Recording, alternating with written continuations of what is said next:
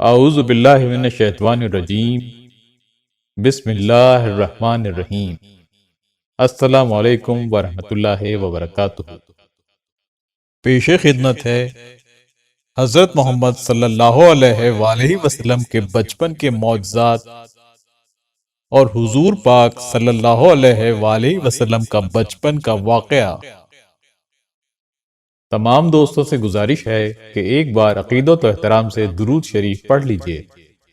حضور اکرم صلی اللہ علیہ وآلہ وسلم نے فرمایا، جس نے مجھ پر ایک مرتبہ درود بھیجا، اللہ تعالیٰ اس پر 10 رحمتیں نازل فرمائے گا، اس کے 10 گناہ معاف فرمائے گا اور اس کے 10 درجے بلند فرمائے گا۔ اللہم صلی علی محمد وعلی آل محمد کما صلیت علی ابراہیم وعلی آل ابراہیم انک حمید مجید۔ اللہم بارک علی محمد وعلی آل محمد کما بارکت علی ابراہیم وعلی آل ابراہیم انک حمید مجید۔ اسلام مائی ٹرو بلیف کے تمام دوستوں کو محبت بھرا سلام۔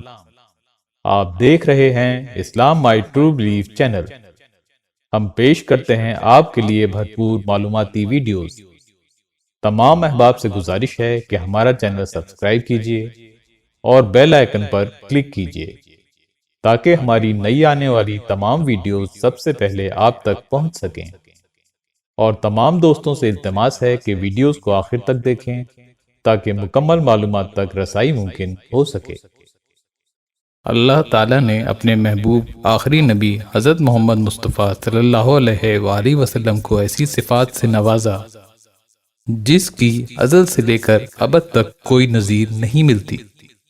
رسول پاک صلی اللہ علیہ وآلہ وسلم اپنی اعلیٰ صفات و خوبیوں کی بنا پر بچپن ہی سے عرب کے باقی بچوں سے جدا دکھائی دیتے تھے۔ ولادت سرکار صلی اللہ علیہ وآلہ وسلم کا سال قریش کے لیے فراخی اور خوشحالی اور کشادگی کا سال کہا جاتا تھا، جبکہ اس سے پہلے قریش تنگی اور قحط کا شکار تھے۔ حضور صلی اللہ علیہ وآلہ وسلم کی برکت سے اس سال زمین سرسبز و شاداب ہو گئی، درخت بارآور ہو گئے اور قریش کے پاس ہر طرف سے زور کی بارش آنے لگی۔ حضور صلی اللہ علیہ وآلہ وسلم کو نوزائیدہ بچے کی حالت میں دیکھنے والی خواتین مثلاً حضرت آمنہ رضی اللہ تعالی عنہا اور مکہ کی دوسری خواتین فرماتی ہیں کہ حضور صلی اللہ علیہ وآلہ وسلم بہت ہی خوبصورت تھے۔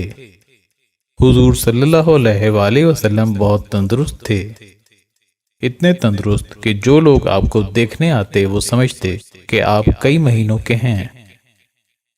شرفاء عرب کی عادت تھی کہ وہ اپنے بچوں کو دودھ پلانے کے لیے گرد و نواح دیہاتوں میں بھیجتے تھے۔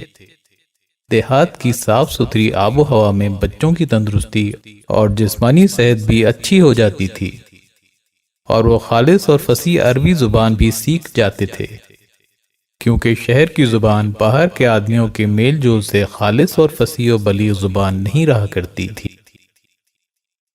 حضرت حلیمہ رضی اللہ تعالی عنہا کا بیان ہے کہ میں بنو سعد کی عورتوں کے ہمراہ دودھ پینے والے بچوں کی تلاش میں مکہ کو چلی۔ اس سال عرب میں بہت سخت کال پڑا ہوا تھا۔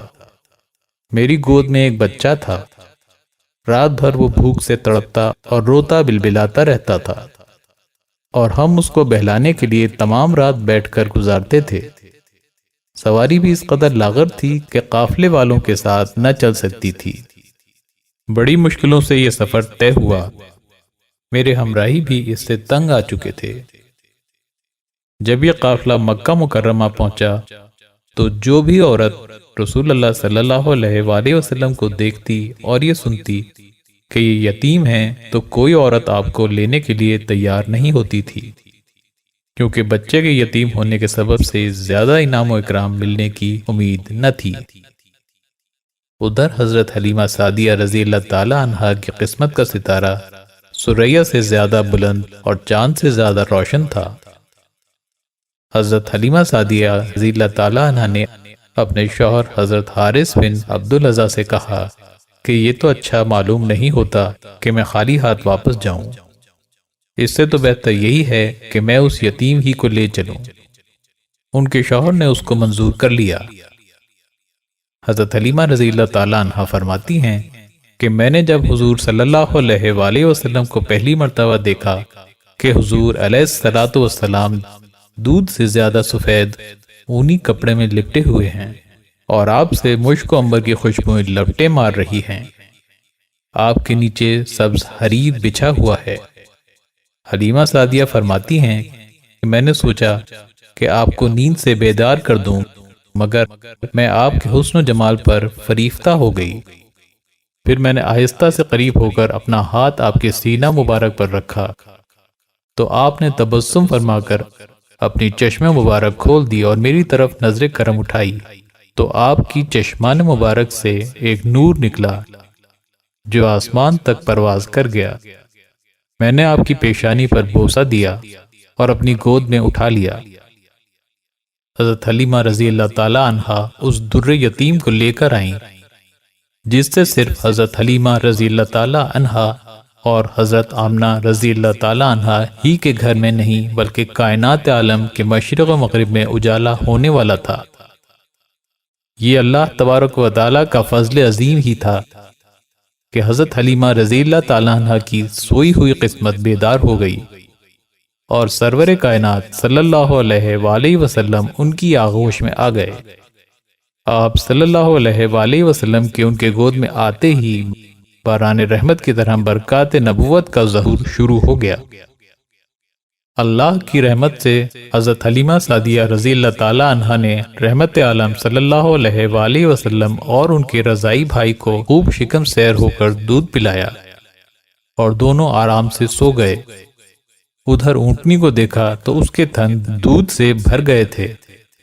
حضرت حلیمہ سعدیہ رضی اللہ تعالی عنہا کے شوہر نے اس کا دودھ دوہا اور میاں بیوی دونوں نے خوب سیر ہو کر دودھ پیا اور دونوں شکم سیر ہو کر رات بھر سکھ اور چین کی نیند سوئے۔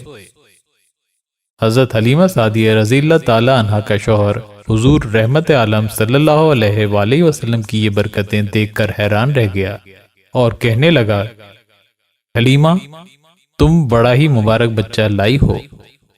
حضرت حلیمہ رضی اللہ تعالی عنہ نے کہا، واقعی مجھے بھی یہی امید ہے کہ یہ نہایت ہی بابرکت بچہ ہے اور اللہ کی رحمت بن کر ہم کو ملا ہے، اور مجھے یہی توقع ہے کہ اب ہمارا گھر خیر و برکت سے بھر جائے گا۔ حضرت حلیمہ سعدیہ رضی اللہ تعالی عنہ فرماتی ہیں کہ میری سواری بہت سست تھی، مگر جب حضور صلی اللہ علیہ وآلہ وسلم اس پر سوار ہوئے تو وہ بہت چست ہو گئی اور اپنی گردن تان کر سارے قافلے کے آگے آگے چلنے لگی۔ جب ہم کعبہ کے سامنے پہنچے تو سواری نے 3 سجدے کیے اور اپنا سر آسمان کی طرف اٹھایا اور پھر دوسرے جانوروں سے آگے آگے دوڑنے لگی۔ قافلے کی عورتیں حیرت زدہ ہو گئیں اور بولیں، اے حلیمہ کیا تم اسی سواری پر سوار ہو کر آئی تھیں؟ اس وقت یہ اتنی سست تھی یا تم نے کوئی تیز رفتار سواری خرید لی ہے؟ جس جگہ حضرت حلیمہ سعدیہ رضی اللہ تعالی عنہا کا قافلہ قیام کرتا وہ جگہ سرسبز و شاداب ہو جاتی۔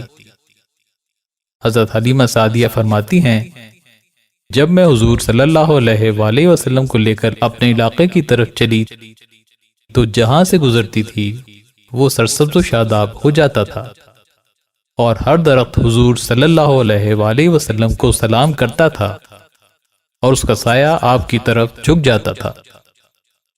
حضرت حلیمہ سعدیہ رضی اللہ تعالی عنہا فرماتی ہیں، جب ہم حضور صلی اللہ علیہ وآلہ وسلم کو لے کر اپنی آبادی میں پہنچے تو تمام آبادی خوشبو سے مہک گئی جیسے مشک کی خوشبو ہو۔ الغرض ہم اپنے گھر پہنچے، وہاں سخت قحط پڑا ہوا تھا، تمام جانوروں کے تھن میں دودھ خشک ہو چکے تھے، لیکن میرے گھر میں قدم رکھتے ہی میری بکریوں کے تھن دودھ سے بھر گئے۔ سرکار صلی اللہ علیہ وآلہ وسلم کی برکت سے سوکھے پودوں اور مرجھائی ہوئی ڈالیوں میں یکایک جان سی پڑ گئی، خشک کھیتیاں لہلہانے لگیں جیسے کسی نے ان پر آب حیات چھڑک دیا۔ نہ صرف سارا علاقہ سرسبز و شاداب ہو گیا بلکہ حضرت حلیمہ سعدیہ رضی اللہ تعالی عنہا کے اونٹ اور بکریاں بھی تعداد میں زیادہ ہو گئیں۔ حضرت حلیمہ سعدیہ فرماتی ہیں کہ اب روزانہ میری بکریاں جب چراگاہ سے گھر واپس آتی تو ان کے تھن دودھ سے بھرے ہوتے، حالانکہ پوری بستی میں اور کسی کو اپنے جانوروں کا ایک قطرہ دودھ نہیں ملتا تھا۔ میرے قبیلے والوں نے اپنے چرواہوں سے کہا، تم لوگ بھی اپنے جانوروں کو اسی جگہ چراؤ جہاں حلیمہ سعدیہ رضی اللہ تعالی عنہا کے جانور چرتے ہیں۔ چنانچہ سب لوگ اسی چرگاہ میں اپنے مویشی چرانے لگے جہاں میری بکریاں چرتی تھیں، مگر یہاں تو چراگاہ اور جنگل کا کوئی عمل دخل ہی نہیں تھا۔ یہ تو رحمت عالم صلی اللہ علیہ وآلہ وسلم کے برکات نبوت کا فیض تھا، جس کو میں اور میرے شوہر کے سوا میری قوم کا کوئی شخص نہیں سمجھ سکتا تھا۔ حضرت حلیمہ سعدیہ رضی اللہ تعالی عنہا فرماتی ہیں کہ جب تک آپ صلی اللہ علیہ وآلہ وسلم ہمارے گھر میں رہے، آپ صلی اللہ علیہ وآلہ وسلم کے چہرہ مبارک کے نور سے میرا گھر ہمیشہ روشن و درخشاں رہتا تھا۔ جب مجھے اندر جانے کی ضرورت ہوتی تو آپ کے نور سے اندھیری کوٹری روشن ہو جاتی، اور جو چیز مجھے درکار ہوتی میں بلا تکلف اس روشنی سے حاصل کر لیتی تھی۔ حضرت حلیمہ سعدیہ رضی اللہ تعالیٰ عنہا فرماتی ہیں کہ حضور صلی اللہ علیہ وآلہ وسلم کا جھولا کبھی ہمارے ہلانے کا محتاج نہ ہوا۔ آپ صلی اللہ علیہ وآلہ وسلم جب جھولے میں ہوتے تھے تو حلیمہ سعدیہ یا گھر کے کسی دوسرے فرد کو کبھی جھولا جھلانے کی ضرورت نہ پڑتی تھی، بلکہ آپ کا جھولا خود بخود جھولتا رہتا تھا۔ فرشتے حضور صلی اللہ علیہ وآلہ وسلم کے پنگھوڑے کو جھلاتے تھے۔ حضور صلی اللہ علیہ وآلہ وسلم کے چچا حضرت زبیر بن عبد المطلب حضور صلی اللہ علیہ وآلہ وسلم کو گود میں اٹھا کر لوریاں دیتے تھے۔ حضور اکرم صلی اللہ علیہ وآلہ وسلم اپنے بچپن میں اپنے پنگھوڑے میں لیٹے ہوتے تو چاند کی طرف راغب ہوا کرتے تھے اور اکثر اس سے باتیں کیا کرتے تھے۔ جب حضور صلی اللہ علیہ وآلہ وسلم چاند کی طرف انگلی اٹھا کر اشارہ فرماتے تو چاند حضور کی مقدس و معطر انگلی مبارک کے اشارے سے حرکت کرتا تھا۔ بیقی اور ابن عساکر حضرت عباس بن عبد المطلب سے نقل کرتے ہیں، انہوں نے حضور صلی اللہ علیہ وآلہ وسلم سے عرض کیا، یا رسول اللہ صلی اللہ علیہ وآلہ وسلم، مجھے اس بات نے ایمان لانے پر مجبور کیا کہ آپ بچپن میں چاند سے گفتگو فرمایا کرتے تھے، اور آپ جدھر اشارہ فرماتے تھے چاند ادھر ہی ہو جاتا تھا۔ بچوں کی عادت کے مطابق کبھی بھی آپ صلی اللہ علیہ وآلہ وسلم نے کپڑوں میں بول و براز نہیں فرمایا، بلکہ ہمیشہ ایک معین وقت پر رفع حاجت فرماتے۔ بنی سعد کے لوگوں میں سے کسی کے جسم میں کوئی بیماری پیدا ہوتی تو وہ شخص آپ کا دست مبارک اپنی بیماری کی جگہ پر رکھتا اور اسے فوراً شفا ہو جاتی۔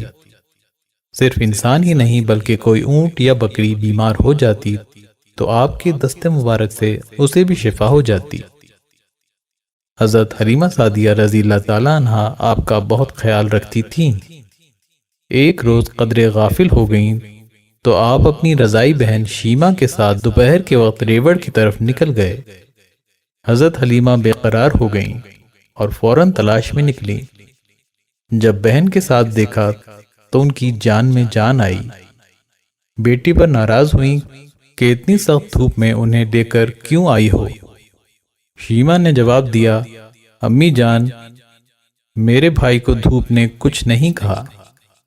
بادل ان پر مسلسل سایہ فکن رہا۔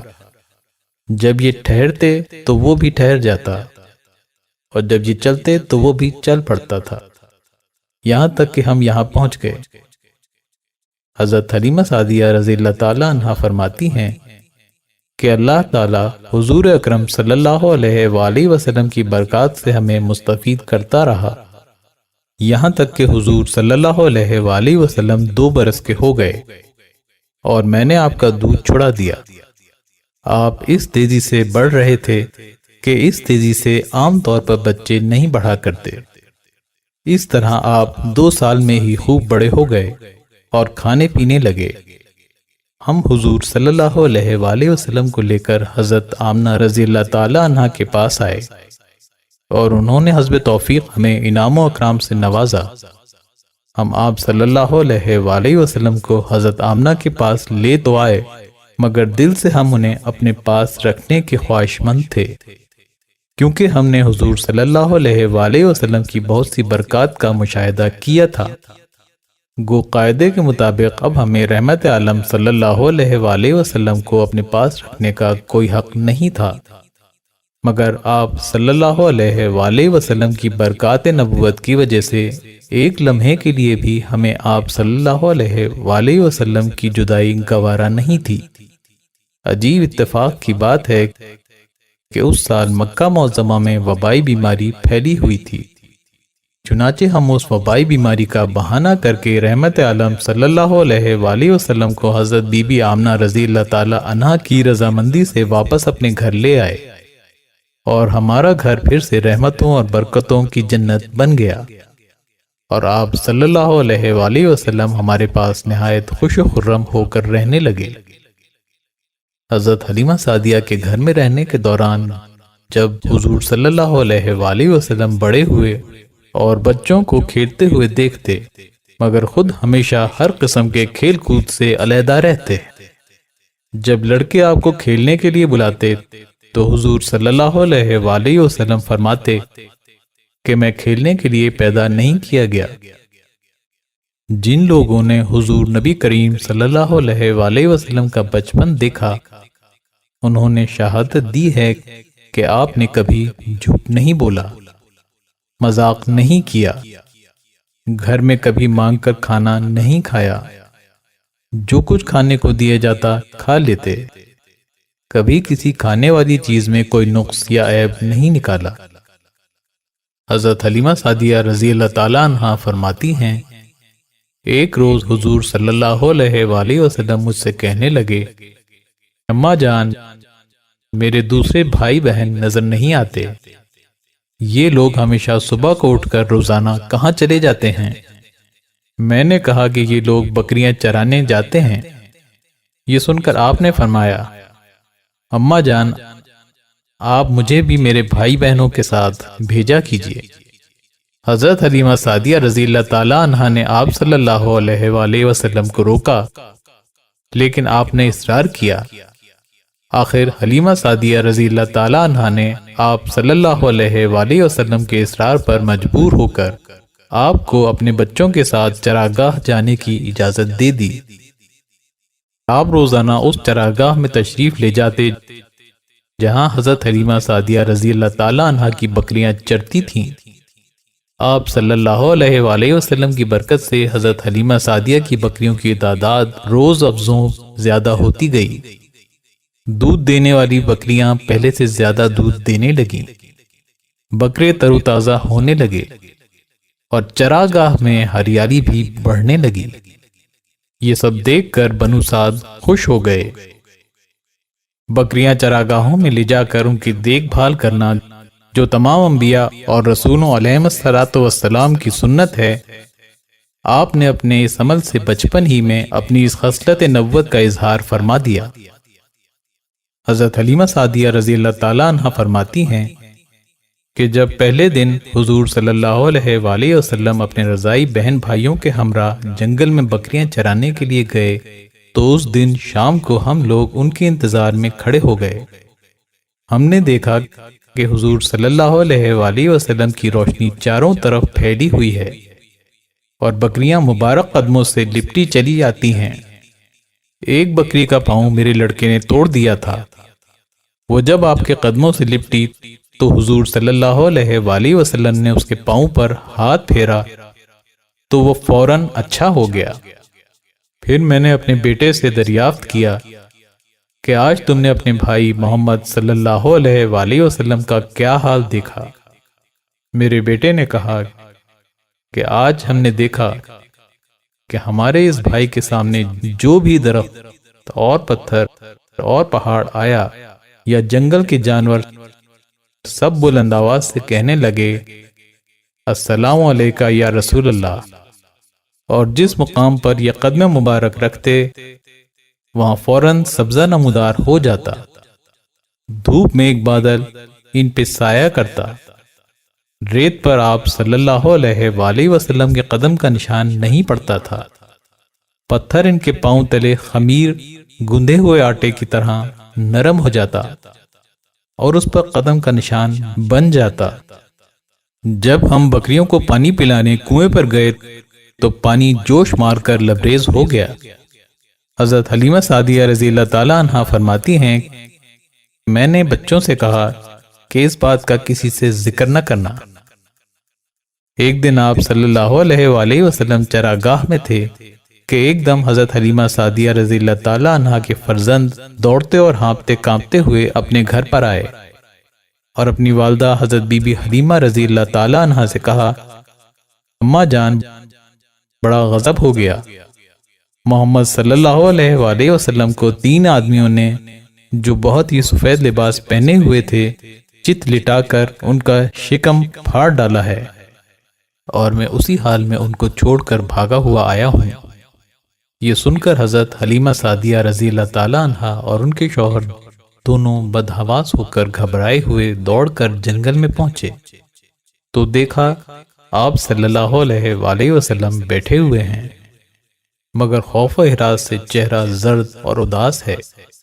हजरत हलीमा रजी अल्लाह ताला अन्हा के शौहर ने इंतहाई मुशफ़िक़ाना लहजे में प्यार से चिमकार कर पूछा, बेटा क्या बात है?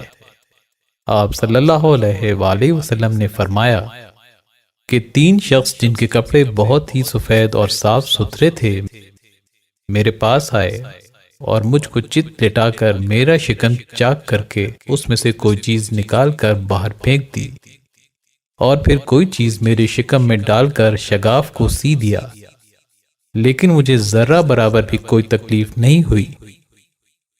ये माजरा सुनकर हजरत हलीमा सादिया रज़ी अल्लाह ताला अन्हा और उनके शौहर दोनों बेहद घबराए और शौहर ने कहा, ए हलीमा, मुझे डर है कि इनके ऊपर शायद कुछ आसेब का असर है, लिहाजा बहुत जल्द तुम इनको इनके घर वालों के पास छोड़ आओ।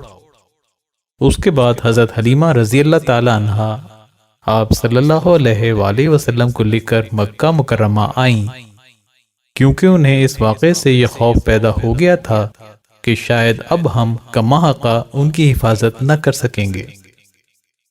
हजरत हलीमा सादिया रज़ी अल्लाह ताला अन्हा ने जब मक्का मुअज़्ज़मा पहुंचकर आप सल्लल्लाहु अलैहि वसल्लम को उनकी वालदा माजिदा के सुपुर्द किया और शिकम मुबारक चाक होने का वाक़या बयान किया और आसेब का शुबा जाहिर किया, तो हजरत बीबी आमना रज़ी अल्लाह ताला अन्हा ने फरमाया, हरगिज नहीं, अल्लाह की कसम, मेरे नूरे नजर पर हरगिज हरगिज कभी भी किसी जिन या शैतान का अमल दखल नहीं हो सकता। मेरे बेटे की बड़ी शान है। फिर अय्याम हमल और वक्त विलादत के हैरत अंगेज वाक़यात सुनाकर हजरत हलीमा सादिया रज़ी अल्लाह ताला अन्हा को मुतमईन कर दिया और हजरत हलीमा सादिया रज़ी अल्लाह ताला अन्हा आप सल्लल्लाहु अलैहि वसल्लम को आपकी वालिदा माजिदा के सुपुर्द करके अपने गांव वापस चली गईं और आप सल्लल्लाहु अलैहि वसल्लम अपनी वालिदा माजिदा की आगोश तरबियत में परवरिश पाने लगे। उम्मीद है वीडियो आपको पसंद आई होगी। पसंद आने की सूरत में लाइक और शेयर जरूर कीजिए। हमारी नई आने वाली तमाम वीडियोस सबसे पहले देखने के लिए हमारा चैनल सब्सक्राइब कीजिए और बेल आइकन पर क्लिक कीजिए ताकि हमारी नई आने वाली तमाम वीडियोस सबसे पहले आप तक पहुंच सकें। अल्लाह ताला आप तमाम दोस्तों का हामी और नासिर हो। इजाजत दीजिए। अल्लाह हाफिज। अल्लाहुम्मा सल्ली अला मुहम्मदिन व अला आले मुहम्मदिन कमा सल्लैता अला इब्राहीमा व अला आले इब्राहीमा इन्नका हमीदुम मजीद। अल्लाहुम्मा बारिक अला मुहम्मदिन व अला आले मुहम्मदिन कमा बारकता अला इब्राहीमा व अला आले इब्राहीमा इन्नका हमीदुम मजीद।